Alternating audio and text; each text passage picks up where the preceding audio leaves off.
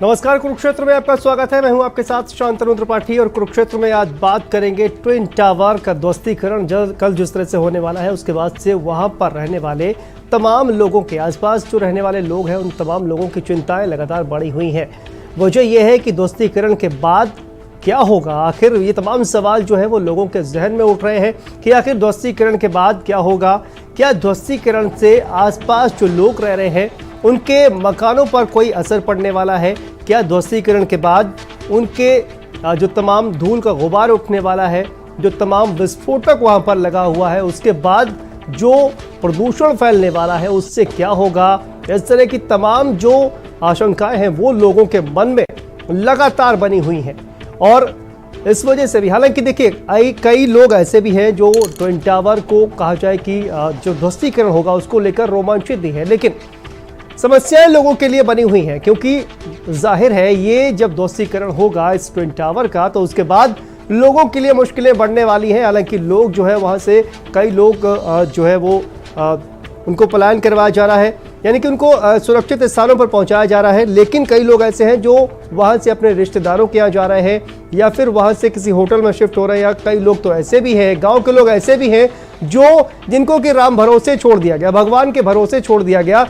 और अब उन लोगों ने जब भगवान के भरोसे ही छोड़ दिया गया है तो वो लोग मथुरा वृंदावन के लिए भी जा रहे हैं और वहां पर भगवान के दर्शन करने के लिए जा रहे हैं, क्योंकि ध्वस्तीकरण के बाद उनके गांव में भी इस तरह का कहा जाए कि जो प्रदूषण है वो फैलने वाला है और इसी वजह से तमाम जो लोग हैं वो वहां से हटने वाले हैं।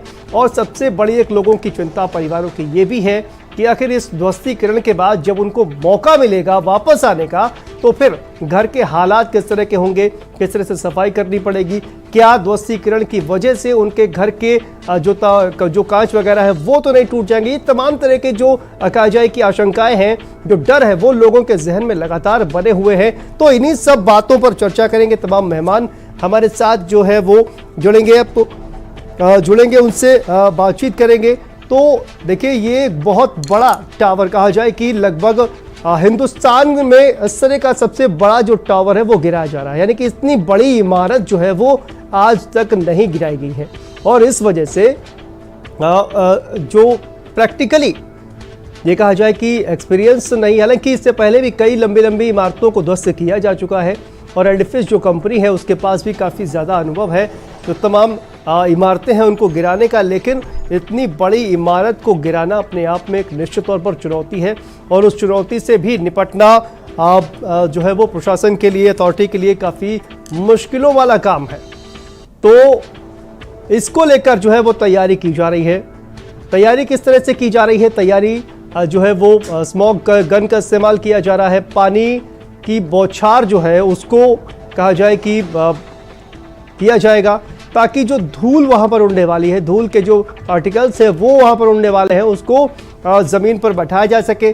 और इसके अलावा जो बारूद इस पूरी बिल्डिंग में लगाया गया है, 3700 किलोग्राम बारूद जो है वो लगाया गया है। समझिए कितनी ज़्यादा मात्रा में बारूद जो है वो लगाया गया है। तो फिर ध्वस्त होने के बाद धमाका किस तरह का होगा। और चंद घंटे बाकी हैं जब ये बिल्डिंग जो है वो पूरी की पूरी धराशायी कर दी जाएगी, यानी कि जो 32 मंजिला ये बिल्डिंग है इसको धराशायी कर दिया जाएगा। यानी कि अब से कुछ ही घंटे बाकी है और कल यानी कि रविवार को दोपहर 2:30 बजे इसका ध्वस्तीकरण किया जाएगा। तो 32 मंजिला एक इमारत और दूसरी इमारत 30 मंजिला, इन दोनों ही इमारतों को मिलाकर अगर देखा जाए तो कहा यह जा रहा है कि कई हजार टन जो मलबा है वो निकलने वाला है।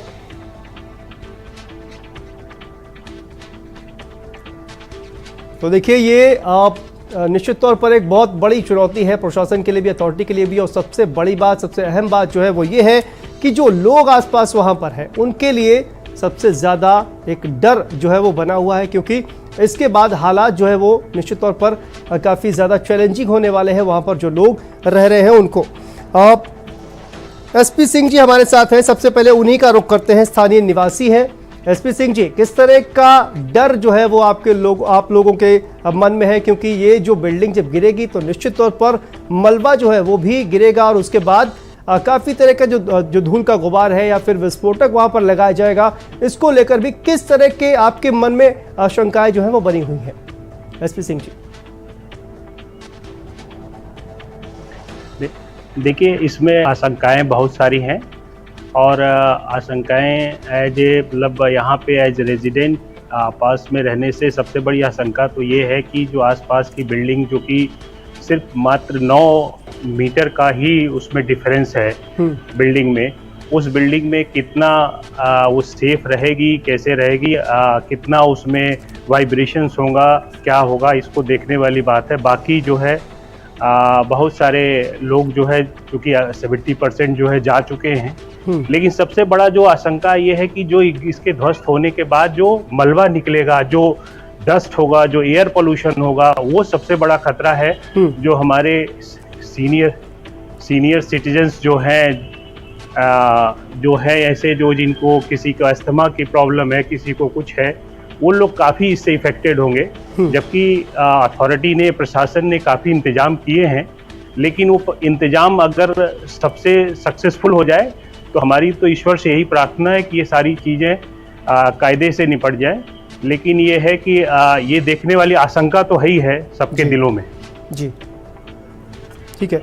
और Venkat Rao ji real estate expert है, वो भी हमारे साथ जुड़े हुए हैं। वेंकट राव जी, आपका भी बहुत स्वागत है। सर देखिए, ये जो बिल्डिंग ध्वस्त होने वाली है, ये कहा जा रहा है कि जो दूसरी बिल्डिंग है उसकी जो दूरी है 9 मीटर दूरी बताई जा रही है। तो ऐसे में जब ये ध्वस्तीकरण होगा तो लोगों को ये भी डर जो है वो कहीं ना कहीं सता रहा है कि आखिर इस वजह से जो उनके घरों की जो नींव है वो कहीं ना कहीं उससे भी ज़्यादा जो है वो प्रभाव पड़ने वाला है। वेंकट राव जी। बिल्कुल, देखिए, सबसे बड़ी आशंका है लोगों को, और जिस तरीके से नो फ्लाई जोन कराया गया है और लोगों को वहां से शिफ्ट कराया गया है, और काफी हद तक जितनी भी गाड़ियां थी वहां पे उनको सब कहा गया है कि दूर रहें। तो आप ये समझ सकते हैं कि कितना भारी इसका असर रहने वाला है। और इसके बाद भी एटलीस्ट मेरा मानना है काफी एडिफिस जो इस पूरे एक्सरसाइज को मोस्ट प्रोफेशनली करने की कोशिश या चेष्टा की जा रही है, उसके बावजूद मेरा मानना जरूर है कि देखिए, इतना बड़ा जब कोई डिमोलिशन होता है तो जरूर उसका इम्पैक्ट छोड़ेगा, और उसको मेरे ख्याल से इवन सुपरटेक ने कहा है कि वो रिपेयर करेगा। तो नेचुरली एक लोगों में मन में एक डर और आशंका रहना स्वाभाविक है।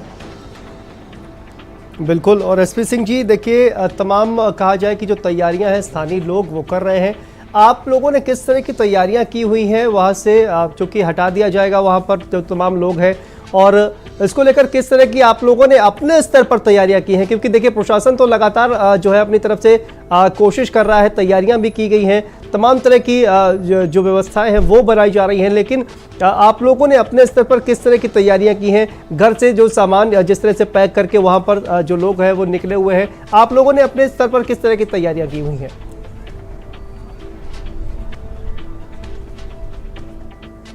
एसपी सिंह जी।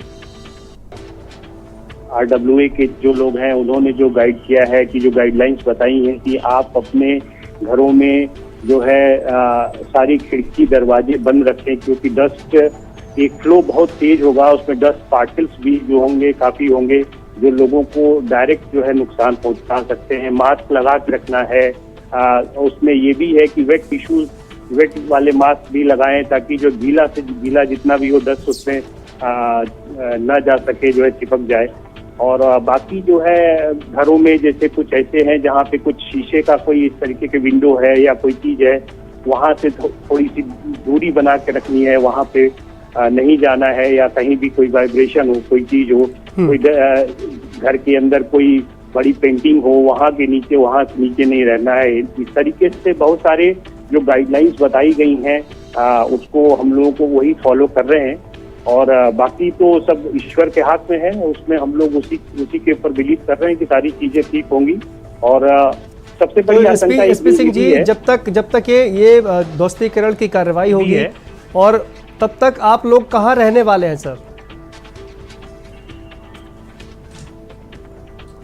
अभी तो ये देखिए कि जो है हम लोग अभी तो घर में ही हैं, लेकिन ये है कि अगर हम देखते हैं कि लेट इवनिंग में या ऐसे कहीं और हम किसी अपने रिलेटिव्स के यहाँ या कहीं और भी, जबकि प्रशासन ने कुछ ऐसी व्यवस्था कर रखी है कि जो कि आसपास के जो सोसाइटीज़ हैं, जो दूरी हैं, जहाँ पे इफेक्ट नहीं है, वहाँ के उनके जो है सोसाइटीज़ में लोगों को रहने की व्यवस्था करी है। लेकिन ये है कि हम लोग तो अपने नियर बाई कहीं रिलेटिव के यहाँ ही चले जाएंगे, जो कि उसके बाद देखने के बाद जब कोई नॉर्मलसी आ जाएगी तब आएंगे रिटर्न। ठीक है, देखिए अब तमाम जो एक्सपर्ट हैं वो हमारे साथ जुड़ गए हैं। डॉक्टर DK गुप्ता, निदेशक फेलिक्स हॉस्पिटल, वो हमारे साथ जुड़ गए हैं। सर बहुत बहुत स्वागत है आपका। राहुल चतुर्वेदी हमारे साथ जुड़ गए हैं, एनवायरनमेंट साइंटिस्ट है। राहुल जी आपका बहुत स्वागत है। और संदीप अबाना जी हमारे साथ जुड़ गए हैं। संदीप जी आपका भी बहुत बहुत स्वागत है। राहुल जी सबसे पहले आपके पास आते हैं। देखिए ये कहा जाए कि बिल्डिंग जो है ध्वस्तीकरण होगा, उसके बाद तमाम तरह के जो कहा जाए कि पर्यावरण से रिलेटेड जो चीज़ें हैं उनका भी कहीं ना कहीं इसमें प्रभाव दिखाई देने वाला है, क्योंकि प्रदूषण तो निश्चित तौर पर फैलने वाला है और लोगों को काफ़ी ज़्यादा दिक्कतों का सामना भी करना पड़ेगा। जो लोग खासकर अस्थमा जैसी बीमारियों से ग्रसित हैं उनके लिए बहुत ज़्यादा दिक्कत होने वाली है। सर सबसे पहले तो मैं ये कहना चाहूँगा कि इस तरीके का अगर कोई भी एक्टिविटी हो रही है तो क्या उसका कोई इम्पैक्ट असेसमेंट स्टडी किया गया है कि नहीं किया गया है, इसका पर्यावरण प्रभाव आकलन किया गया है कि नहीं किया गया है। 70 के दशक के बाद से हिंदुस्तान में पर्यावरण प्रभाव आकलन के बारे में काफ़ी बातचीत की जाती है। जब बड़े प्रोजेक्ट्स बनते हैं तो भी EIA स्टडीज़ होती हैं। जैसे ताज में अगर हम देखें, आगरा में पहले लाइट एंड साउंड शो होता था, तो उसका भी एक इम्पैक्ट स्टडी होता था कि साउंड का क्या इम्पैक्ट पड़ेगा बिल्डिंग के ऊपर या सराउंडिंग जो हिस्टोरिकल मोनूमेंट्स हैं। तो कहीं ना कहीं जब भी हम आवाज़ की बात करते हैं तो आवाज़ के साथ एक एसोसिएटेड वेव होती है, ध्वनि होती है, और वो ध्वनि सबसे ज़्यादा नुकसानदायक होती है। तो जब इतनी बड़ी बिल्डिंग गिरेगी और वो बिल्डिंग गिरने के बाद जो एक फ्यूजिटिव डस्ट जिसको कहते हैं, ऐसा डस्ट, ऐसा धुआं जो अलग अलग जगहों से निकले, मतलब निश्चित जगहों से अनिश्चित जगहों से निकले, नॉन पॉइंट सोर्सेज जो हैं फ्यूजिटिव डस्ट के, जब वो डस्ट निकलेगा तो उस डस्ट का इम्पैक्ट कितने एरिया में होगा, कहाँ पे ज़्यादा होगा, कहाँ पे कम होगा। ऐसे पेट्रोल पंपों के केसेस में अगर हम कभी एक्सप्लोजन्स की स्टडी करते हैं तो उसमें देखते हैं कि ब्लेबी कहाँ तक फैलेगी, जो लिक्विड होती है जलने के बाद कहाँ तक उड़ेगी, उसका गुब्बार कहाँ तक उड़ेगा, गर्द कहाँ तक उड़ेगा। तो इस ऐसे अपने इस केस में क्या ऐसा कोई अध्ययन प्रशासन ने करवाया है, क्या सरकार ने ऐसा कोई अध्ययन करवाया है, क्या LDA या जो वहाँ का जो डेवलपमेंट अथॉरिटी वहाँ की जो है उसने क्या ऐसा कोई अध्ययन करवाया है कि नहीं करवाया है। अगर नहीं करवाया है तो ये बहुत दुर्भाग्यपूर्ण है, क्योंकि इतने बड़े विध्वंसीकरण की प्रक्रिया का इन्वायरमेंटल इम्प्लीकेशंस क्या क्या हो सकते हैं, पर्यावरण पे क्या दुष्परिणाम पड़ सकते हैं, इसका एक अध्ययन होना चाहिए था ये कार्य होने से पहले। और कहीं ना कहीं जब ये चीज़ होगी तो अगर हम सस्टेनेबिलिटी की बात करते हैं, सतत विकास की बात करते हैं, तो जो ये फ्लैट्स गिराए जा रहे हैं ये कहीं ना कहीं संसाधनों को ख़राब किया जा रहा है। तो सरकार को ये भी सोचना चाहिए था कि इसको एक्वायर करके किसी और रूप में इसका इस्तेमाल किया जा सके, या और भी कहीं रिहायशी प्रोजेक्ट्स के तौर पे या और किसी सरकारी दफ्तर के तौर पे इसका इस्तेमाल किया जा सके। तो कहीं ना कहीं संसाधनों की जो बर्बादी होने जा रही है हम उससे बच जाते, बिकॉज सस्टेनेबिलिटी के कॉन्सेप्ट पे पूरा विश्व इस समय काम कर रहा है, मतलब सतत विकास पे काम कर रहा है कि संसाधनों की बर्बादी ना हो। तो कहीं ना कहीं एक तो इसका प्रॉपर इम्पैक्ट असेसमेंट स्टडी होना चाहिए था। अगर वो हुआ है तो बहुत अच्छी बात है, अगर वो नहीं हुआ है तो दुर्भाग्यपूर्ण है ये और गैर जिम्मेदाराना है सरकार। राहुल जी मैं चाहता हूँ कि आप थोड़ा सा इसको डिस्क्राइब करें ताकि दर्शक और अच्छे से समझ सकें कि ये जो आपने कहा कि कई ऐसी जगहों से जो धुआं निकलने वाला है या जो डस्ट निकलने वाली है, कौन कौन से वो पॉइंट होते हैं, जरा सरल भाषा में लोगों को समझाने की कोशिश। सर जैसे जब भी सड़कों पे आप देखे होंगे यातायात के दौरान, जब जिस वक्त बरसात का मौसम नहीं होता, गर्मी के मौसम में जब हम चलते हैं, अचानक कभी कोई भारी गाड़ी जाती है तो बहुत तेज धुआं गुर्द गबार उड़ता है, धूल उड़ती है। इसी को कहते हैं फ्यूजिटिव डस्ट, कि ऐसा धुआं, ऐसा धूल जिसका कोई निश्चित जगह ना हो, जो कई जगहों से निकल के आ रहा हो। तो जब ये बिल्डिंग गिरेगी तो उस वक्त इस बिल्डिंग के चारों तरफ जो है काफ़ी जो मलबे का जो गुब्बार होगा वो उड़ेगा, गर्द उड़ेगी। और वो अभी जैसे एक एक्सपर्ट अपने बोल रहे थे या कोई वहाँ के लोकल रेजिडेंट बोल रहे थे कि क्या नाम है, जो उसके साथ पार्टिकल्स भी आएंगी, उड़ के माइन्यूट पार्टिकल्स आएंगी। तो कहीं ना कहीं वो जो वहाँ का लोकल फ्लोरा और फाना है, जो जीव जंतु वहाँ पे रह रहे हैं, पेड़ पौधे हैं, उन पे भी इसका असर पड़ेगा। और जिस धमाके के साथ ये बिल्डिंग नीचे गिरेगी तो इससे जुड़ी हुई जो वाइब्रेशंस होंगी वो अगल बगल की कमज़ोर इमारतों को या ऐसी इमारतें जो इस मतलब वाइब्रेशन को झेलने लायक नहीं हैं उनके ऊपर इम्पैक्ट डालेंगी, उनका असर होगा। तो मेरा कुल मिलाकर कहने का मतलब यही था कि ऐसी कोई भी गतिविधि जब हो रही थी तो उसका एक व्यापक अध्ययन होना चाहिए था, और उस अध्ययन के हिसाब से हम पर्यावरण के भाषा में एक पर्यावरण प्रभाव प्रबंधन कहते हैं, इन्वायरमेंटल मैनेजमेंट प्लान। तो वो इन्वायरमेंटल मैनेजमेंट प्लान बना के उसको देखना चाहिए था कि क्या वो प्रॉपरली इम्प्लीमेंटेड है कि नहीं है, या जिस वक्त हम ये काम करने जा रहे हैं तो इन्वायरमेंट या पर्यावरण के उन सब पहलुओं को हम ध्यान में रख रहे हैं कि नहीं रख रहे हैं, जो सबसे ज़्यादा अफेक्ट हो सकते थे। ये चीज़ है। ठीक है। देखिए, जिस तरह से आपने कहा कि संसाधनों की बर्बादी नहीं होनी चाहिए, एक बहुत महत्वपूर्ण पॉइंट है, लेकिन सवाल ये भी उठता है ना, वेंकट राव जी आपसे ये जानना चाहेंगे कि जिस तरह से राहुल जी ने कहा है कि संसाधनों की बर्बादी नहीं होनी चाहिए, लेकिन सवाल ये उठता है कि जब 9 मंजिल तक की किसी इमारत को बनाने की इजाज़त दी गई और उसके बाद उसको 32 मंजिल तक बनाया गया, कहीं ना कहीं मानकों के साथ जो है वो खिलवाड़ किया गया। ऐसे में अगर भविष्य में खुदा न खास्ता कोई किसी तरह का कोई हादसा होता है तो उसको लेकर भी जो है वो कहीं ना कहीं सवाल तो उठेंगे ना, वेंकट राव जी। बिल्कुल। देखिए, आपने अभी बताया 9 मंजिला इमारत 40 मंजिला अप्रूवल पे पहुंच गया है और जी 29 मंजिला बन गया है। उदाहरण आपके सामने है, उदाहरण के जो कॉन्सिक्वेंसेस है, जो आपके परिणाम है, वो आपके सामने है। तो ऐसा एक उदाहरण ही ऑनरेबल एपेक्स कोर्ट देना चाहता था, ताकि कोई अगर किस तरीके की अगर कोशिश की जाए, इस तरीके की दुस्साहस की जाए, तो उसका क्या परिणाम होगा वो आपके सामने है। अब इसके चलते कई तरीके के आर्गुमेंट्स हो सकते हैं कि क्या ये अक्रॉस द बोर्ड बाकी दूसरों के राइट्स को प्रोटेक्ट किया जाना चाहिए, नहीं चाहिए। वो मेरे ख्याल से ऑनरेबल एपेक्स कोर्ट ने आपके सामने दर्शाया है और एक उदाहरण ही के तौर पे आपको सामने आ रहा है। बिल्कुल। संदीप अवाना जी भी हमारे साथ जुड़ गए हैं, स्थानीय निवासी हैं। उनको जो है उनके पास जिस तरह से ट्विन टावर गिराया जा रहा है उनको लेकर भी उनको कई टेंशन जो है वो होंगी, कई चिंताएं उनके मन में होंगी। तो संदीप जी, कौन कौन सी चिंताएं हैं इस वक्त आपके मन में, क्योंकि कल जो है वो ट्विन टावर ध्वस्त कर दिया जाएगा, उसके बाद से तमाम परेशानियां स्थानीय लोगों के लिए वहां पर बढ़ने वाली हैं। सबसे बड़ी मेन चिंता तो हमारे लिए पोल्यूशन की है, क्योंकि हमें लग रहा है पोल्यूशन का यहाँ पे जो इंतजाम है उसको सुव्यवस्थित नहीं किया जा रहा है। कोई प्रॉपर इक्विपमेंट अभी तक हमें यहाँ दिखा नहीं है। इस बिल्डिंग को तोड़ने के बाद क्या किया जाना है, ना भी यहाँ पे कोई पानी की व्यवस्था है, तो बड़ी समस्या लग रही है हमें भी। ऐसा कुछ हमें दिखा नहीं है।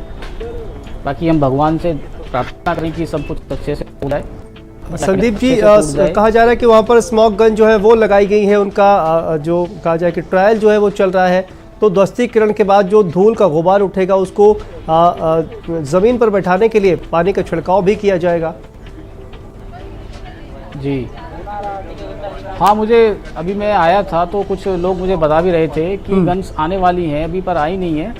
तो उसके बाद कह तो रहे हैं लोग, पर मुझे लग नहीं रहा। इतना 32 मंजिला टावर है, जब बिल्डिंग नीचे आएगी तो बहुत बड़ा गुबार बनेगा, वो मशीनें कैसे उसको कंट्रोल करेंगी। तो संदीप जी, कहा जाए आप जैसा कि, तो आपका कहना यह है कि जिस तरह की जो बिल्डिंग का ध्वस्तीकरण होगा उसके बाद जो मलबा गिरने वाला है या फिर जो धूल का गुबार उठने वाला है, उस हिसाब से कहीं ना कहीं इंतजाम जो है वो नाकाफी नजर आ रहे हैं। संदीप जी, हाँ, अभी प्रॉपर दिखा नहीं है कुछ अभी उस पर। ठीक है, यानी कि कहीं ना कहीं जो तमाम वहाँ पर इंतजामात किए गए हैं वो नाकाफ़ी नज़र आ रहे हैं। संदीप जी का ऐसा कहना है। और एसपी सिंह जी भी हमारे साथ जुड़े हुए हैं। एसपी सिंह जी, देखिए, आज मैं देख रहा था तो लोग जो है वहाँ पर जो स्थानीय बच्चे हैं उनका एक अलग ही इशू है। उनका ये कहना है कि ये जो टावर ध्वस्त होगा इसके बाद से कम हमारा जो खेल का मैदान है वो निकल आएगा। हालांकि जो तमाम बुजुर्ग हैं वो इस बात से डरे हुए हैं कि इसके बाद से क्या होगा। तमाम जो धूल है या फिर धुआं है और इसके साथ साथ लोहे की जो उसमें तमाम चीज़ें उनका इस्तेमाल हुआ है, तो वहाँ भी वो भी पार्टिकल जो है वो उड़कर आने वाले हैं धूल के साथ साथ। तो उनको कहीं ना कहीं स्वास्थ्य संबंधी दिक्कतों का सामना करना पड़ सकता है। लेकिन जो बच्चे हैं, जो युवा हैं, वो इस बात से खुश है कि ये जो बिल्डिंग है इसको हटाया जाएगा तो एक वहाँ पर कम से कम खेल का मैदान भी निकल आएगा, क्योंकि वहाँ पर जो खेलने का लोग बच्चों के लिए जगह नहीं है और गार्ड जो है वहाँ पर जो है वो बच्चों को भगा देते हैं जब वो खेलने के लिए जाते हैं। तो बच्चों का ये एक अलग कहा जाए कि खुशी है उनके मन में? बिल्कुल, बच्चे बहुत खुश हैं। बच्चों के खेलने की जगह के ही पे ही ये 2 टावर बनाए गए थे। पहले जो ये ग्रीन बेल्ट था और ग्रीन बेल्ट के ही जहाँ जो बच्चों की खेलने की जगह थी वहाँ पे ये 2 टावर बना दिए गए। और बच्चे बहुत एक्साइटेड भी हैं और बच्चे जो है वो ये देख रहे हैं कि आने वाले टाइम में जब ये सारी चीज़ें धीरे धीरे सेटल हो जाएंगी तो उनको एक खेलने की जगह फिर से मिल जाएगी। सर्दियों में धूप नहीं आती थी घरों में, टावर्स में जो है सूरज की रोशनी नहीं आती थी, उनको सूरज की रोशनी डायरेक्ट मिलेगी। तो इसलिए खुशी तो लोगों को है ही है, लेकिन हाँ ज़रूर थोड़ा सा लोग डरे, जो हमारे जो सीनियर सिटीजन्स हैं उनके अंदर डर ज़रूर है कि ये चीज़ें जो है कितने दिनों में सेटल होगी जा करके, कितने दिनों में हम खुले हवा में सांस ले पाएंगे, कि कितने दिनों में हम बाहर वॉक कर पाएंगे। तो ये थोड़ा बहुत उनके जहन में है, लेकिन ये जहाँ तक हमारा उम्मीद है जाएंगी और सब अपने अपने घरों में वापस फिर कायदे से रहेंगे और सुबह की धूप और सर्दी की धूप ले पाएंगे और खुली हवा में टहल पाएंगे, ये मेरा मानना है। बिल्कुल एसपी सिंह जी, हम भी यही उम्मीद करते हैं, ये आशा करते हैं कि सब कुछ जो है वो पूरी तरह से शांतिपूर्ण तरीके से निपट जाए और किसी भी तरह के लोगों को दिक्कतों का सामना न करना पड़े। लेकिन तमाम एक्सपर्ट जो है वो उनका जिस तरह से कहना है कि इसके बाद हालांकि अगले 1 हफ्ते तक या 2 हफ्ते तक लोगों को कहीं ना कहीं दिक्कतों का सामना करना पड़ेगा, वो सिर्फ इस वजह से कि धूल या फिर तमाम जो प्रदूषण होने वाला है उसकी वजह से लोगों को खासी परेशानी जो है वो होने वाली है। वेंकट राव जी समझना ये चाहेंगे सर कि जिस तरह से यहाँ पर धमाका होने वाला है, ब्लास्ट होने वाला है, इतना ज़्यादा एक्सप्लोसिव जो है वो इसमें इस्तेमाल किया जाएगा, तो क्या जो नींव है लोगों के मकान की उस पर भी कई ज़्यादा असर पड़ेगा? क्योंकि मैं सुन रहा था आज लोगों का कहना है कि रेक्टर स्केल पर भी अगर देखा जाए तो ये धमाका जो है वो 2 से ज़्यादा नहीं होने वाला है। तो ऐसे में क्या इफेक्ट पड़ने वाला है और आपके अनुमान के मुताबिक कितना ज़्यादा ये जो धमाका होने वाला है आसपास की बिल्डिंगों को प्रभावित करेगा सर? देखिए, जो एडिफिस का रिपोर्ट रहा है या जो भी आश्वासन दिए जा रहे हैं वो उनका यही कहना है कि सब्सटैंशियल इम्पैक्ट नहीं होगा और जो भी थोड़ा बहुत या कहें जितना भी रहेगा उस इम्पैक्ट को सुपरटेक ने अपने आश्वासन दिया है इवन कोर्ट्स को भी कि वो उनको सेफ और सिक्योर दोबारा बनाया जाएगा और अगर कहीं किसी तरीके की रिपेयर या रिनोवेशन की जरूरत है वो जरूर पूर्ण करने की है। लेकिन जरूर है इतना बड़ा धमाका होगा, कुछ ना कुछ जरूर इम्पैक्ट होगा और उस इम्पैक्ट को देखिए रियलिस्टिकली अगर देखें तो उसको एड्रेस करना जरूरी है और वो मेरे ख्याल से किया जाएगा। बिल्कुल वेंकट राव जी, देखिए सवाल ये भी खड़ा होता है कि कहीं ना कहीं आप देखिए कि किस तरह से एक इतनी बड़ी इमारत खड़ी हो जाती है और लोगों का विरोध करने के बावजूद कहा जाए कि भ्रष्टाचार में किस तरह से डूबा हुआ था पूरा कहा जाए कि तंत्र, और एक 9 मंजिला की स्वीकृति दी गई, उसके बाद धीरे धीरे किस तरह से इसको बढ़ाया गया। तो आप ये इस पूरे ढांचे पर जिस तरह से ये भ्रष्टाचार की बुनियाद पर ये जो 32 मंजिला की जो इमारत खड़ी हुई है इस पर भी कहीं ना कहीं बहुत बड़े सवाल उठते हैं और लोगों का जो दिक्कत हो रही थी उसको भी कहीं ना कहीं ताक पर रखा गया।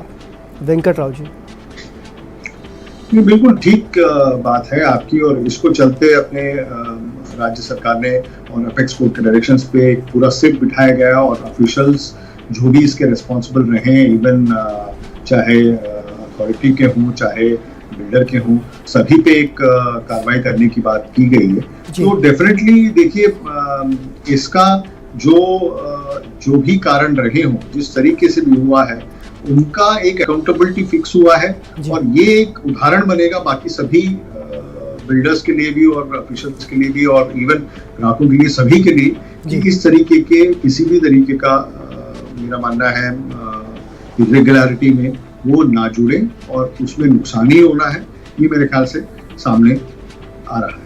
बिल्कुल, राहुल जी आपके पास आते हैं। राहुल जी देखिए, आप निश्चित तौर पर लोगों को दिक्कत तो होने ही वाली है, लेकिन किस तरह से लोग जो है वो एहतियात इस पर जो है वो बरत सकते हैं? लोग ये जानना चाहते हैं कि आखिर उन्हें क्या करना चाहिए और किस तरह। हालांकि देखिए, प्रशासन ने उनके स्वास्थ्य को लेकर तमाम तरह के इंतजाम किए हैं, लेकिन उसके बावजूद भी जो इंतजाम हैं वो कहीं ना कहीं नाकाफ़ी है। तो लोगों के मन में एक डर भी बना हुआ है। ऐसे में आप क्या सजेस्ट करना चाहेंगे? जो लोग इस वक्त तमाम जो हमारा शो देख रहे हैं वो जानने की कोशिश में होंगे कि जब ये ध्वस्तीकरण होगा उसके बाद से उनको किस तरह की जो सावधानियां हैं वो बरतनी चाहिए। राहुल जी, इसमें सबसे पहले तो मैं ये कहना चाहूँगा कि जो भी अगल बगल के लोग हैं रहने वाले, वो ख़ास तौर पे जिस वक्त ये ध्वस्तीकरण की प्रक्रिया प्रारंभ हो, ख़ास तौर पे बच्चे और बुज़ुर्ग, ये दो लोग जो हैं या कोई भी किसी भी एज ग्रुप का आदमी हो, क्योंकि यहाँ पे 2-3 चीज़ें काफ़ी असर डालने वाली हैं। बुज़ुर्गों के लिए ख़ास तौर पे मैं ये कह रहा हूँ, क्योंकि जो डस्ट निकलेगी, जो गुबार निकलेगा, जो धूल निकलेगा, वो कहीं ना कहीं एजमेटिक प्रॉब्लम्स जो उनके साथ है, लंग्स रिलेटेड प्रॉब्लम हैं। वैसे भी हिंदुस्तान में वायु प्रदूषण के कारण लगभग ऑन एन एवरेज हर 10वां 12वां आदमी कहीं ना कहीं अफेक्टेड हो जा रहा है लंग्स की बीमारी से। तो अगर इस चीज़ को हम ध्यान में रखें तो एक चीज़ ये मैं कहना चाहूँगा कि जिस वक्त ये ध्वस्तीकरण की प्रक्रिया हो, कम से कम लोग यहाँ से 7-8 किलोमीटर के दूर के दायरे में रहें। पहला चीज़ तो ये है, और कोशिश करें कि लगभग 8 घंटा 10 घंटा तक दूर के ही दायरे में रहें, क्योंकि कोई भी डस्ट अगर है तो वो ग्रेविटी या गुरुत्वाकर्षण के क्षेत्र में आने के बाद जब वो सेटल होना चालू होगी तो मोटा मोटी अगर माना जाए तो 8 घंटे 10 घंटे बाद जो उसका एक इंटेंसिटी है वो काफ़ी कम हो जाएगी। तो और जो ध्वनि निकलेगी, जो ध्वस्तीकरण के बाद जो आवाज़ पैदा होगी, उस आवाज़ का भी असर बच्चों को और बूढ़ों को ज़्यादा ना हो, इसलिए जब वो दूर रहेंगे तो इन सब चीज़ों से वो बच पाएंगे। निश्चित तौर पर दूर रहेंगे तो बच पाएंगे। हमारे साथ डॉक्टर DK गुप्ता जी जुड़ गए हैं, निदेशक फेलिक्स हॉस्पिटल। सर, बहुत स्वागत है आपका कार्यक्रम में। सर, सबसे पहले तो आपसे ये जानना चाहेंगे कि सर देखिए, ध्वस्तीकरण हो रहा है, निश्चित तौर पर ऐसे लोग जो तमाम कहा जाए कि जो स्वास्थ्य संबंधी परेशानियों से जूझ रहे हैं, ऐसे लोगों को किस तरह की जो एहतियात है वो बरतने की ज़रूरत है? क्योंकि धूल का गुबार उठने वाला है यहाँ पर, और जो विस्फोटक लगा है उससे भी ज़्यादा प्रदूषण होने वाला है। तो ऐसे लोगों को किस तरह की एडवाइस जो है वो आप देना चाहेंगे सर? देखिए, जो धूल का गुब्बार उठेगा उससे वायु प्रदूषण होगा और एक नॉइज प्रदूषण होगा जी। उसकी वजह से जो बच्चे हैं, बुजुर्ग हैं, जो सांस के बीमार लोग हैं, जिनको अस्थमा है, COPD है, जो हार्ट के पेशेंट हैं, उन लोगों को बच के रहना चाहिए। गर्भवती महिलाएं हैं, क्योंकि ये कहीं ना कहीं उन पर दुष्प्रभाव डाल सकता है। और जो अभी तक देखने को मिल रहा है, जो हम सबकी बातचीत हो रही है, हमारा हॉस्पिटल में एक डेजिग्नेटेड सेफ हॉस्पिटल बनाया गया है। अगर कोई दिक्कत होती है, इमरजेंसी होती है, तो वहाँ से मरीजों को शिफ्ट किया जा सकता है। लेकिन मैं फिर बता रहा हूँ, ये कंट्रोल डिमोलिशन है, चांसेस कम है कि कोई प्रॉब्लम हो, बट फिर भी क्योंकि इतना बड़ा धूल का गुब्बार होगा तो कुछ दिनों तक वहाँ का एयर क्वालिटी इंडेक्स पुअर रह सकता है। तो आप अपने घर के अंदर रहें, बाहर ना जाएं, जब जरूरत हो तभी बाहर जाएं। घर के अंदर एयर प्यूरीफायर को लगा के रखें। बहुत सारे आजकल ऐसे पौधे आ रहे हैं जो एयर को प्यूरीफाई करते हैं, इंडोर प्लांट्स, उनको लगा के रखें। तरल पदार्थों का सेवन करें और रेस्ट करें। अगर बाहर जाना पड़ रहा है तो आप N95 मास्क ला के जाएँ, गोगल्स पहन के जाएँ, चश्मा पहन के जाएँ आँख को बचाने के लिए।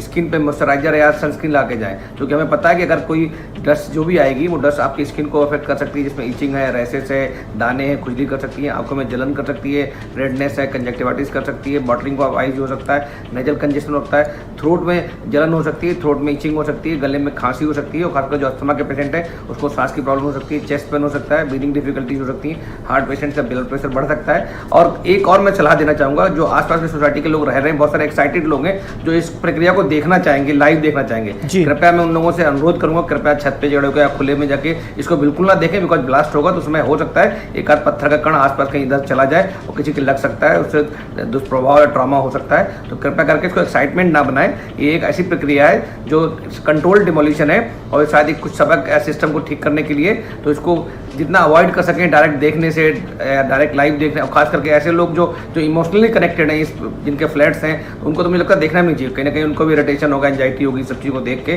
तो हमें जितना ज़्यादा हो उसको अवॉइड करें, इसको लाइव देखना। इसमें कुछ सिलिका के डस्ट होते हैं, जो कंस्ट्रक्शन साइट्स होती हैं, वो भी लॉन्ग टर्म में कुछ क्या नाम है इफेक्ट ला सकती हैं हार्ट पे, जैसे सिलिकोसिस है, फाइब्रोसिस है, लंग्स में इवन COPD डेवलप होना। तो इन सब चीज़ों को देखते हुए हमें जितने प्रिकॉशन ले सकते हैं उतने रखने चाहिए। ऑलरेडी दिल्ली NCR की हवा बहुत ख़राब है, यहाँ बहुत सारा पोल्यूशन रहता है। हम लोग देखते हैं नवंबर, दिसंबर में, अक्टूबर में बहुत सारा स्मॉग बन जाता है, सांस लेने लायक नहीं रहते, नॉर्मल व्यक्ति को जलन होने लगती है। तो इसलिए एक अच्छी बात बताऊँगा वेदर की, कि इस समय हवा तेज चल रही है, अच्छा है, खुला आसमान है, बारिश की संभावना है, ये सब फेवर करेंगे कि यहाँ पे पॉल्यूशन कम हो। तो ये सब बातें हम उम्मीद कर रहे हैं कि सब पॉजिटिव होगा। और अच्छी बात है कि प्रशासन ने आसपास के 2-3 अस्पतालों को, जिसमें हमारा अस्पताल भी है, अच्छे से डेजिग्नेट किया है। हमारे हॉस्पिटल की एम्बुलेंस है, डॉक्टर्स हैं, पैरामेडिकल स्टाफ है, नर्सेस हैं, कार्डियोलॉजिस्ट, न्यूरोलॉजिस्ट या चेस्ट फिजिशियन, ENT, आई, पीडियाट्रिशियन, गायनी, सारे डॉक्टर्स हाई अलर्ट में, सबकी छुट्टी कैंसिल कर दी गई है। सब लोग आसपास ही रहेंगे। अगर कोई भी इमरजेंसी पड़ती है तो उसके लिए हम लोगों ने 50 बेड ऑलरेडी आरक्षित कर लिए हैं, जिसमें ICU के बेड हैं, NICU के बेड हैं, वार्ड्स हैं, रूम्स हैं, डे केयर सर्विसेज हैं, OT हाई अलर्ट्स पे है। किसी को अगर ऐसा लगता है चोट लगती कुछ होती है तो उसको तुरंत हम लोग शिफ्ट कर सकते हैं। Blood bank high alert level पे। तो प्रशासन ने और जो आसपास के अस्पताल हैं, हम लोगों ने सबने बड़ी अच्छी तैयारियां की हैं। तो इसलिए चिंता की जनपता बात नहीं है, पैनिक करने की जरूरत नहीं। बट जितना हम अवॉइड कर सकते हैं इसके एक्सपोजर को अवॉइड करने की जरूरत है। जी सर, मैं ये जानना चाहूँगा, ये जो 50 बेड की जो व्यवस्था की गई है, इसको लेकर क्या जो आम लोग हैं जो इस समस्या से कहीं ना कहीं प्रभावित हो सकते हैं, क्या उनको कोई चार्ज भी देना पड़ेगा इसको लेकर? देखिए, दिल्ली NCR में ज़्यादातर लोग रहते हैं, उनको इंश्योरेंस कवर रहता है। अगर कोई व्यक्ति ऐसा जिसका पैसे नहीं है, हम बिल्कुल फ्री ऑफ कॉस्ट इलाज करेंगे। इवन इसके बाद डिमोलिशन के बाद बहुत सारी प्रॉब्लम होने की संभावना हो सकती है, तो हमारे यहाँ फ्री OPD हम लोग चालू करेंगे। स्पेशल क्लिनिक चालू करेंगे जिसमें लंग फंक्शन टेस्ट करना है, चेस्ट फिजिशियन को दिखाना है, फिजिशियन को दिखाना है, गायनी को दिखाना है, पीडियाट्रिशियन को दिखाना है। तो ऐसी बहुत सारी सुविधाएं हैं। ECG करना है किसी का फ्री, तो वो हम सब करेंगे। बिकॉज ये सोशल कॉज है, हमें एक दूसरे की सपोर्ट करनी चाहिए। जो आसपास की जितनी जो AOA सोसाइटीज़ हैं, जो अपार्टमेंट्स हैं, जो RWAs हैं, वो सब मिलकर काम कर रहे हैं। हम उनके साथ कंधा से कंधा मिला के काम कर रहे हैं। यहाँ पैसे की या किसी इस तरह की लोभ लालच की बात नहीं, सिर्फ ये कि गलत चीज़ हो रही है, उस गलत चीज़ का अच्छा सारा सिंबॉलिक मैसेज जा रहा है। उस मैसेज में अगर छोटी मोटी कठिनाई हम सबको होती हैं तो हम सबको मिलकर एक दूसरे को सपोर्ट करना चाहिए। बिल्कुल सर, ये मैं जानना चाहूँगा कि सर ये कहा जा रहा है कि जो बिल्डिंग का ध्वस्तीकरण होगा उसके बाद लगभग 1 हफ्ते तक जो है वो प्रदूषण रहने वाला है। तो सर आपको क्या लगता है कब तक ये प्रदूषण रहेगा और इस लोगों को जो है कब तक जो सावधानियां हैं वो बरतने की ज़रूरत है? देखिए, ये डिपेंड करेगा उस दिन वायु की गति कैसी है, हवा की गति कैसी है, मौसम कैसा, बारिश की संभावना है नहीं। वैसे तो प्रशासन ने यहाँ पे इंतजामात किए हैं कि जब इस समय धराशायी होगी, 9 सेकंड के अंदर पूरी बिल्डिंग धराशायी होगी, उस समय एयर क्या नाम है उसके लिए मिट्टी को दबाने के लिए, धूल को दबाने के लिए पानी के टैंकर्स लगाए गए हैं। यहाँ पे एंटी स्मोक गन्स लगाई गई हैं जिससे जो धुआं उठेगा उसको कम किया जा सके। बट फिर भी कुछ समय के लिए रह सकता है। तो उसके लिए सबसे अच्छा तरीका है कि हम यहाँ पे एयर क्वालिटी इंडेक्स का मॉनिटर करें। अगर वो रहने लायक होती है तभी हम शिफ्ट करें। अगर एयर क्वालिटी इंडेक्स अच्छी नहीं है तो घर के अंदर रहें। अगर शिफ्ट भी होना पड़ता है तो आपको वहाँ घर के अंदर एयर प्यूरीफायर लगा के रखें और जिससे आपको स्वच्छ हवा मिले। बाहर जाएं तो आप मास्क लगा के जाएं। वैसे भी हम लोग दिल्ली NCR को देखते हैं, हम देखते नहीं हो नवंबर, दिसंबर में, अक्टूबर में बिल्कुल ये धुएं का गुब्बार बन जाता है। उस समय भी हमें बहुत सारे प्रिकॉशंस लेने पड़ते हैं। तो कहीं ना कहीं मुझे लगता है इससे एक जो हम नॉर्मल लाइफ की बात करें तो नॉर्मली भी हमें ये प्रिकॉशन रखने चाहिए। बिकॉज यहाँ पे एयर क्वालिटी इंडेक्स बहुत खराब है दिल्ली NCR की अगर बात करते हैं तो। बिल्कुल, एक तो पहले से ही जो AQI है वो काफ़ी ज़्यादा ख़राब है और ऐसे में ये ध्वस्तीकरण होगा तो लोगों की चिंता इस वजह से और भी ज़्यादा बढ़ी हुई है। राहुल जी, देखिए जिस तरह से सर ने कहा कि तमाम तरह की जो बीमारियां हैं, कहा जाए कि परेशानियां हैं, वो हो सकती है आँखों को लेकर या फिर हृदय को लेकर, लेकिन लोग जो है वो अभी भी एक्साइटेड हैं। लोगों का ये जिस तरह से मैंने सुना कि लोग जो है कह रहे हैं कि वो देखना चाहते हैं ये जो ध्वस्तीकरण है, जो तस्वीर आने वाली है कल, उसको लाइव देखना चाहते हैं। तो लोग जो है वो जो लाइव देखना चाहते हैं वो उनके लिए भी कहीं ना कहीं डॉक्टर साहब ने बताया कि दिक्कत हो सकती है, लेकिन उसके बावजूद भी लोग जो है वो रोमांचित है और लोगों को ये देखना चाहते हैं कि किस तरह से आखिर इस बिल्डिंग का जो है वो ध्वस्तीकरण होता है। सर, इस पर मैं ये कहना चाहूँगा कि जो लोग भी इस घटना को लेकर रोमांचित है, क्योंकि हिंदुस्तान में इस तरीके की घटना शायद पहली या दूसरी होगी जी। और विदेशों में तो ऐसा प्रचलन काफ़ी है कि वो कंट्रोल ब्लास्टिंग करके हाई राइज बिल्डिंग्स को गिराते हैं, ऐसा करते हैं, डिमोलिशन होता है वहाँ पे। लेकिन अगर हिंदुस्तान में ऐसी बात देखा जाए तो मैं लोगों से यही कहना चाहूँगा कि ये कोई तमाशा नहीं है जिसको देखें, और ये एक साइंटिफिक टेक्निकल प्रोसेस है जो हो रहा है बिल्डिंग को डिमोलिशन करने के लिए, और इसके अपने कॉन्सिक्वेंसेस हो सकते हैं। अब या तो इसका कॉन्सिक्वेंस एनालिसिस हुआ होता, जो मैं पहले कह चुका हूँ कि इसका प्रभाव आकलन किया गया होता कि क्या हो सकता है क्या नहीं हो सकता है, कि जो गुब्बार आएगा वो शुरुआत में 1 किलोमीटर के दायरे में फैलेगा कि 2 किलोमीटर के दायरे में फैलेगा, तो उससे दूर खड़े होकर कोई देख सकता था। लेकिन मैं आम जनता से यही अपील करना चाहूँगा कि ये कोई इंटरटेनमेंट की चीज़ नहीं है और कोई ऐसी चीज़ नहीं है जिसमें कोई बहुत एक्साइटेड होने की ज़रूरत है। कहीं ना कहीं ये एक निगेटिव एक्ट है जो कहीं ना कहीं मतलब लोगों ने अनदेखी किया, नियम कानून का अनदेखी किया, और शीर्ष कोर्ट ने एक नज़ीर करने के लिए, नज़ीर स्थापित करने के लिए ये काम किया है कि अब फ्यूचर में ऐसा कभी कोई ना करे। तो मैं लोगों से यही कहना चाहूँगा कि इससे प्रभावित कोई भी व्यक्ति हो सकता है, चाहे वो बच्चा हो, बूढ़ा हो या जवान हो। और एयर क्वालिटी इंडेक्स की अगर बात करते हैं तो एयर क्वालिटी इंडेक्स तो ठीक है, मौसम अच्छा है, हो सकता है बरसात हो जाए तो कहीं ना कहीं डस्ट का सेपरेशन बहुत तेज़ी से हो जाएगा, और बरसात हो जाएगा तो पेड़ पौधे भी धुल जाएंगे जहाँ पे गर्द गुबार जाके जमा होगी। लेकिन मैं आम लोगों से यही कहना चाहूँगा जो हमारे तरीके के नागरिक हैं, जिनको सड़क पे निकलना है, काम करना है, कि उस दिन जिस वक्त ये ब्लास्ट की प्रोसेस होगी, अगर लोग 2-3 किलोमीटर के दायरे में रह रहे हैं तो अगर वो लोग वहाँ पे ना रहें 7-8 घंटे तक तो बहुत अच्छा रहेगा, क्योंकि उसके बाद जो है उतने देर में काफ़ी कुछ सेटल होगा। क्योंकि वहाँ पे अगर फायर हाइड्रेंट्स रखे गए हैं, वाटर फायर हाइड्रेंट्स रखे गए हैं, दमकल की गाड़ियाँ हैं, या मान लीजिए एंटी स्मोक गन है, तो ये सब जो चीज़ें हैं जो कहीं ना कहीं वाटर स्प्रिंकलिंग होगी तो कहीं ना कहीं डस्ट सेपरेशन 4-5 घंटे 6 घंटे में काफ़ी हद तक एक नॉर्मल लेवल पे आ जाएगा। और प्लस अभी क्या नाम है, हवा भी चल रही है, एटमॉस्फेयर में काफ़ी डस्ट नीचे आ चुका है, हो सकता है भगवान की कृपा हो तो कुछ बारिश भी हो जाए तो डस्ट सेपरेशन की प्रोसेस तेज़ी से हो जाएगी। तो लेकिन मुझे लगता है कि कहीं ना कहीं इसको मजाक में लेने की ज़रूरत नहीं है। बिल्कुल। संदीप जी देखिए हमारे साथ जुड़े हुए हैं। संदीप जी स्थानीय निवासी है। संदीप जी देखिए, लोगों का एक ये भी दिक्कत थी कि जिस तरह से कल चूंकि इसका ध्वस्तीकरण होगा इस बिल्डिंग का, उसके बाद लोगों को वापस लौटने के लिए कब कहा जाता है, ये भी एक बड़ा सवाल है। और ऐसे में कई ऐसे माता पिता हैं जो जिनके बच्चों के स्कूल्स हैं और उनके कहा जाए कि टेस्ट होने वाले हैं, तो उसको लेकर भी कहीं ना कहीं लोगों की एक चिंता बनी हुई है कि आखिर वो कब वापस आएंगे और कब जो है उनके बच्चे स्कूल जाएंगे और उनका टेस्ट होगा, तो उसको लेकर तैयारियां भी किस तरह से हो पाएंगी, इसको लेकर किस तरह की चिंता वहाँ पर स्थानीय लोगों में संदीप जी बनी हुई है।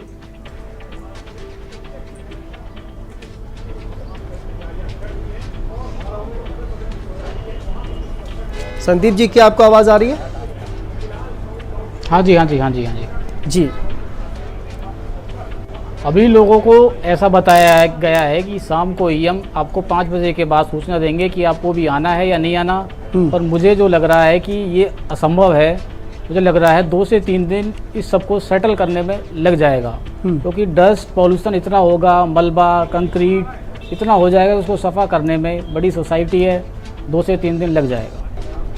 ऊपर से बच्चों के एग्ज़ाम है, पेरेंट्स बहुत डिस्टर्ब हैं, जाएं तो कैसे जाएं, बच्चों की स्टडी कैसे कराएं, बहुत परेशानी का आलम है। ठीक है एसपी सिंह जी, क्या इसको लेकर किसी तरह का आश्वासन या फिर किसी तरह का भरोसा दिया गया है प्रशासन की तरफ से, या फिर छुट्टी जो है वो उस दिन अवकाश घोषित किया गया है, इस तरह का कोई अभी तक निर्देश आया क्या एसपी सिंह जी? नहीं, ऐसा कोई अभी तक निर्देश नहीं है, क्योंकि ये सिर्फ एक 3 किलोमीटर के एरिया में ही इसका इफेक्ट होगा, जहाँ तक जो बताया गया है प्रशासन की तरफ से।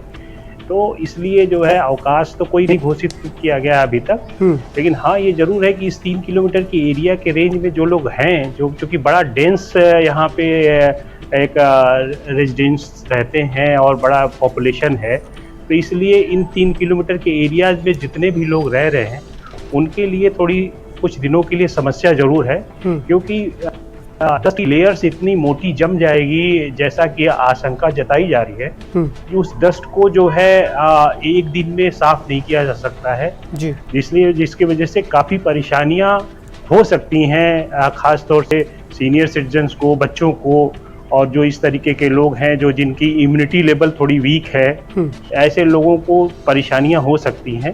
तो अगर जो मेरा अपना मानना है कि जो इस तरीके के लोग हैं वो हमारे समझ से जब तक कोई चीज़ें नॉर्मल नहीं हो जाती हैं तब तक अगर वो कहीं रह सकते हैं अपने रिलेटिव्स के यहाँ या कहीं ऐसे, तो वहाँ पे रहना उनके लिए उचित ज़्यादा होगा जी। वैसे प्रशासन ने जो भी है हॉस्पिटल्स और इसकी डॉक्टर्स की व्यवस्था तो की है, लेकिन वो व्यवस्था कितनी सुदृढ़ है, कितनी वो है, ये तो कल ही पता चलेगा, या उसके बाद कोई इस तरीके की चीज़ें आती है तभी पता चलेगा। ठीक है, वेंकट राव जी हमारे साथ रियल एस्टेट एक्सपर्ट जुड़े हुए हैं। वेंकट राव जी देखिए, इससे पहले अगर बात करें तो एक केरला में जो है वो इस तरह के टावर जो है वो ध्वस्त किए गए थे, 4 टावर जो है वो गिराए गए थे। ये जो कहा जाए कि पूरी जो प्रोसेस है, किस तरह से की जाती है, ताकि किस तरह किन किन बातों का ख्याल रखा जाता है ताकि आसपास के जो लोग हैं वो उनको किसी तरह की कोई दिक्कत ना होने पाए? हालांकि दिक्कत तो होती है, लेकिन कम से कम दिक्कत जो है वो लोगों को हो पाए। देखिए, सबसे बड़ा अहम काम तो प्रशासन का होता है, और जब ऐसे कभी आदेश आते हैं तो प्रशासन ने काफी हद तक देखिए अरेंजमेंट्स करा हुआ होता है। इसमें भी एक एक्सपर्ट एजेंसी को हायर किया गया है जिनका काम ये था कि इसमें एक्सपर्टीज हासिल है, और उन्होंने पूरा स्टडी किया है और उसके बावजूद एक प्लान किया गया है। वरना देखिए इसमें कपल ऑफ एक्सटेंशंस रही है, और जब कंप्लीट एक प्लान बना उसके बाद ही इसका एक डेमोलिशन का या ध्वस्त करने का प्रक्रिया में आया है।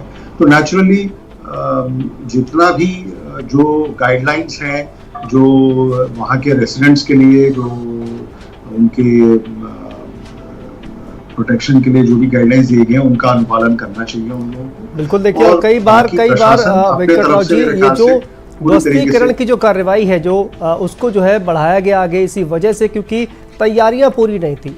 लोगों को किस तरह से वहाँ पर हटाया जाए लोगों को, और पूरी जो तैयारियां हैं लोगों को किसी भी तरह की असुविधा का सामना न करना पड़े, इसको लेकर तैयारियां जो है वो नहीं थी, और इसी वजह से कहीं ना कहीं ये जो ध्वस्तीकरण की तारीख है वो एक के बाद एक आगे बढ़ती गई, और फाइनली अब 28 अगस्त को इसका ध्वस्तीकरण किया जाएगा।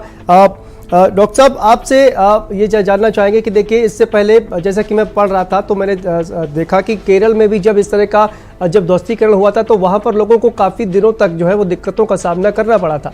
तो यहाँ पर भी उसी तरह की जो दिक्कतें हैं वो होने वाली है। हालांकि वहाँ से सीख लेकर कुछ जो प्रशासन है वो निश्चित तौर पर इसमें कुछ बदलाव करेगा, और ये कोशिश की जाएगी पूरी कि जिस तरह से आपने भी बताया कि तमाम तरह की जो स्वास्थ्य संबंधी परेशानियाँ होने वाली हैं उसको लेकर पूरी तैयारियाँ की गई हैं। उसके बावजूद भी एक हफ्ते तक कहीं ना कहीं लोगों को जो है वो दिक्कतों का सामना सर करना पड़ेगा।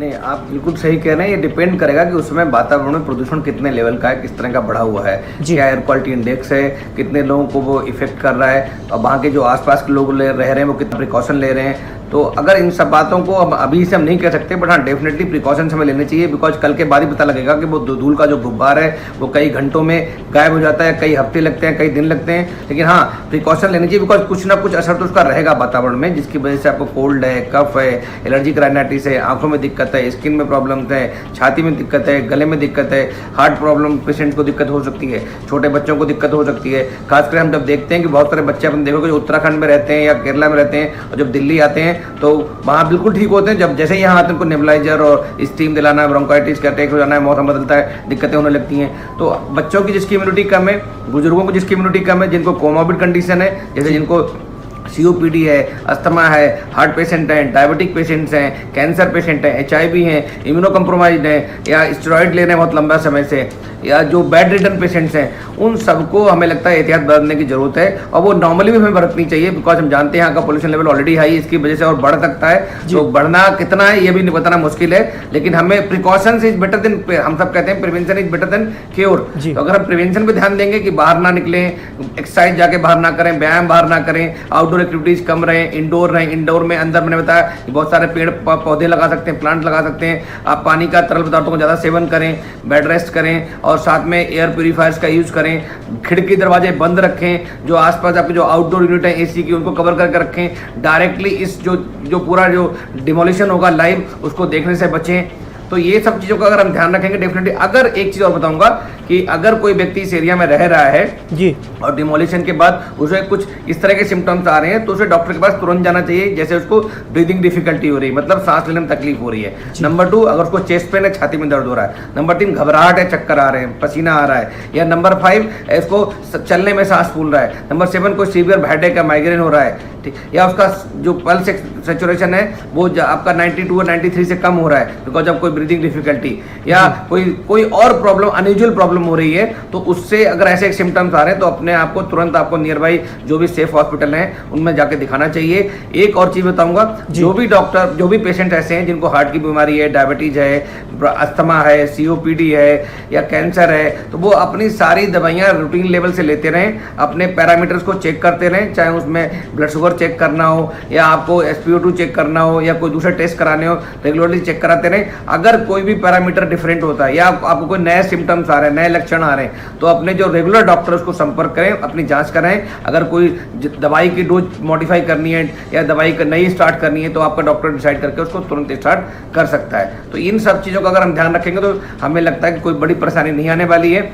हाँ, डेफिनेटली मैं फिर बता रहा हूँ, यहाँ पे प्रशासन बहुत अलर्ट है, हम लोग बहुत अलर्ट हैं, क्योंकि रेयरेस्ट ऑफ रेयर केस में कोई भी प्रॉब्लम होती है, बिकॉज 32 मंजिला इमारत है और 2 इमारतें बड़ी बड़ी इमारतें हैं, अगर गिरती हैं और आसपास के एरिया में रिहायशी इलाका है, तो अगर कोई भी प्रॉब्लम आती है तो अस्पताल और एम्बुलेंस, डॉक्टर्स, प्रशासन, पुलिस, फायर सर्विसेज, सब लोग हाई अलर्ट में हैं, सब लोग सक्षम हैं, तैयार हैं अगर कोई प्रॉब्लम आएगी तो उसको सॉल्व करने में। बट उम्मीद बहुत कम है, मैं फिर बोल रहा हूँ, बिकॉज एक कंट्रोल्ड डिमोलिशन है, जैसा इस कंपनी ने पहले भी कर चुकी, केरला में भी इसी कंपनी ने किया था और विदेशों में भी ऐसे बहुत सारे होते रहते हैं। जो कंट्रोल्ड डिमोलिशन में धीरे धीरे झरना की तरह बिल्डिंग गिरेगी और एक के बाद एक फ्लोर नीचे जाएंगी, तो उम्मीद ये है कि बहुत ज़्यादा एरिया में जाना नहीं चाहिए। लेकिन फिर भी अगर हवा की गति तेज हुई है या मौसम अच्छा नहीं था, तो अगर एक आसपास 10-15 किलोमीटर के एरिया में चपेट मिल सकता है और कई दिनों से लेकर कई हफ्ते तक इसका इफेक्ट रह सकता है। बिल्कुल डॉक्टर साहब, मैं ये जानना चाहूँगा, भले जैसा कि आपने कहा कि एक कंट्रोल डेमोलिशन है, लेकिन आपने जैसा कि कहा कि 32 मंजिला एक इमारत है, तो लोगों को निश्चित तौर पर एक डर तो लग ही रहा है। और क्या जिस तरह से ये पूरा डेमोलिशन होगा, भले ही कि पूरी तैयारियां कर ली गई हैं, लेकिन उसके बावजूद लोगों में कहीं ना कहीं एक खासकर जो जिनको स्वास्थ्य संबंधी परेशानियां हैं सर, उनको अंदर से डर भी लग रहा है कि आखिर इसके बाद क्या कुछ होने वाला है।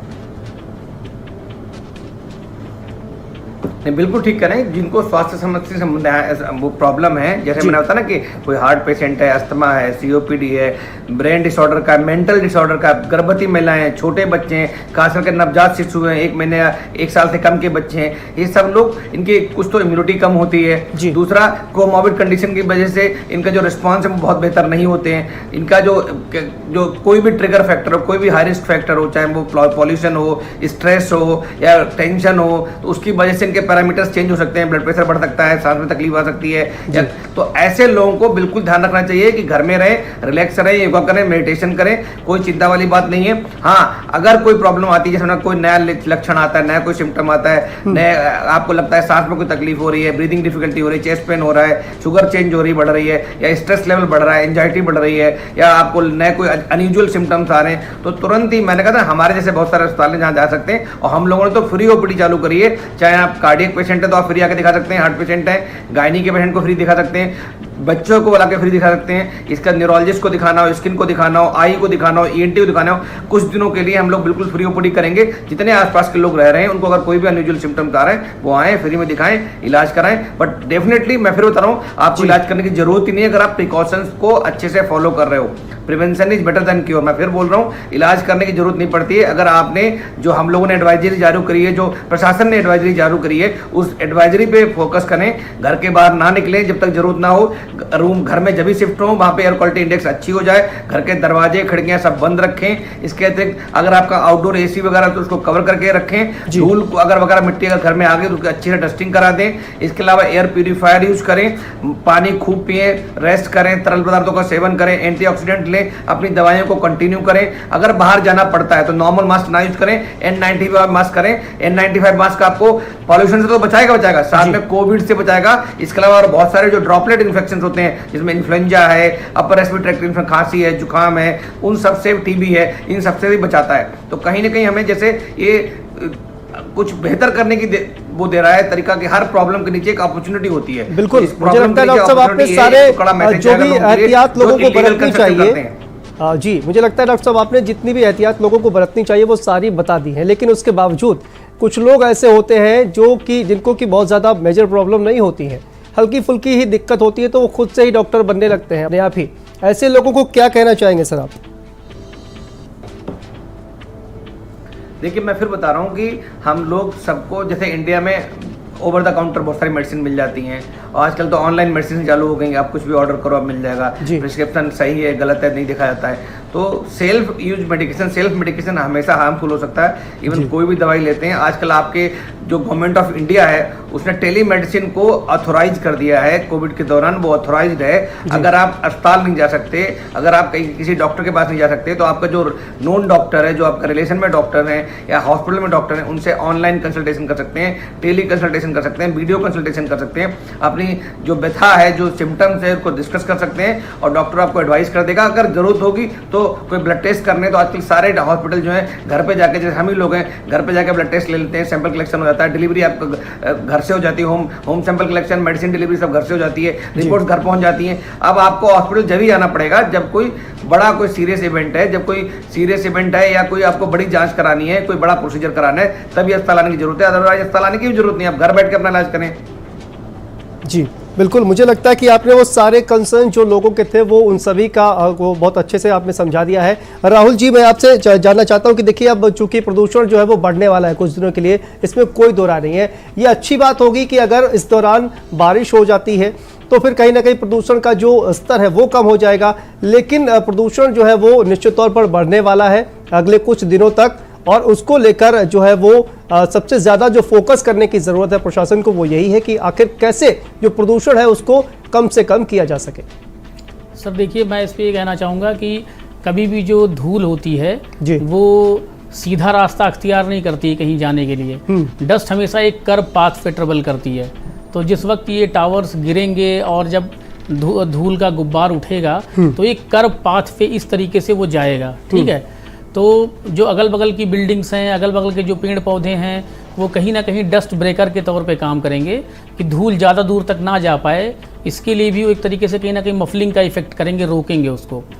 तो मैंने जो शुरुआत में कहा था कि अगर शुरुआत के 8-10 घंटे 12 घंटे ऐसे लोग जो कहीं ना कहीं सीरियसली इल हैं या जिनको कोई बीमारी है, मान लीजिए फेफड़े की बीमारी है या कैंसर या कोई चीज़ है, तो जो कहीं ना कहीं जिनका जो इम्यूनो कम्प्रोमाइज लोग हैं, जिनका जो रोग से लड़ने की क्षमता है कमज़ोर है, बहुत अच्छी नहीं है, तो उन लोग अगर 8 घंटा 10 घंटा इस इलाके से, ख़ास तौर पे जो कोर एरिया है जहाँ पे ये सारी चीज़ें होने जा रही हैं, जहाँ पे ब्लास्टिंग होने जा रही है, तो वहाँ से अगर ये लोग दूर रहते हैं, ख़ास तौर पे 10 किलोमीटर 12 किलोमीटर की दूरी में पे रहते हैं, कोई अपना रिलेटिव हो, कोई फ्रेंड हो, उसके यहाँ चले जाएं और 1 दिन या 2 दिन के बाद अगर लौट के यहाँ पे आते हैं तो कोई बहुत ज़्यादा फ़र्क उनको नहीं पड़ने वाला है, क्योंकि कंडीशंस भी ऐसी हैं जिसमें ऐसे कहा जाता है कि dilution is the solution of pollution.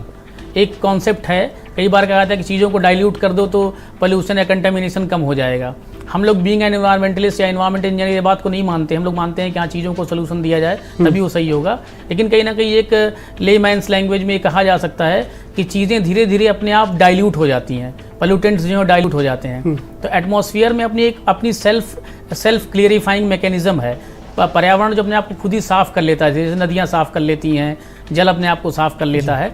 तो अगर हम 10 घंटा 12 घंटा बाद इस इलाके में लौट के आएंगे तो जो एयर क्वालिटी होगी, एयर क्वालिटी इंडेक्स की अगर बात करते हैं उसमें बहुत सारे पैरामीटर्स होते हैं, जो वेहिकुलर पोल्यूशन है, तमाम सारी चीज़ें। राहुल जी, कहने का जो पूरा लबोलुआब है वो ये है कि कहीं ना कहीं जिस दिन ये ध्वस्तीकरण होगा उससे अगर 1-2 दिन लोग अगर बच पाए उस इलाके में जाने से तो ज़्यादा बेहतर। हाँ, सबसे बेहतर उपाय यही है, ठीक है, क्योंकि कुछ केसेस में prevention is the only cure. जी, जैसे प्रिवेंशन क्योर नहीं है, prevention is the only cure हो गया है कई जगहों पे। तो अगर यहाँ पे लोग ना जाएं तो ज़्यादा अच्छा है।